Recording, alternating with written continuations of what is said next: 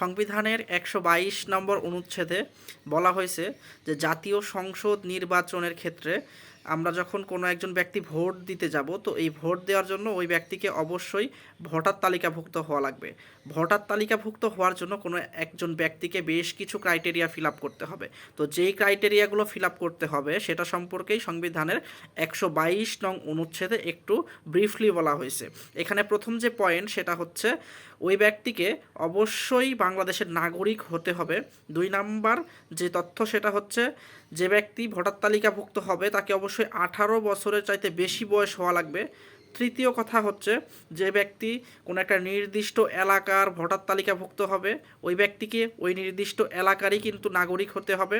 এবং ৪ নাম্বার কথা হচ্ছে ১৯৭২ সালের বিশেষ ট্রাইব্যুনাল অনুসারে ব্যক্তিকে কোনো রকম কোনো ধরনের ঝামেলার সাথে জড়িত থাকা যাবে না, কোনো অপরাধের সাথে জড়িত থাকা যাবে না।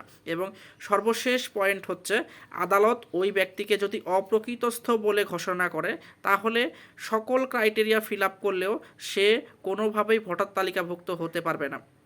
আর যদি আদালত তাকে অপ্রকৃতস্থ বলে ঘোষণা না করে তাহলে ওই ব্যক্তি ভোটার তালিকাভুক্ত হতে পারবে। এই ৫টা ক্রাইটেরিয়া যদি কোনো একজন ব্যক্তি ফিল আপ করতে পারে তবেই সে বাংলাদেশের সংবিধান অনুসারে ভোট দেওয়ার জন্য ভোটার তালিকাভুক্ত হতে পারবে।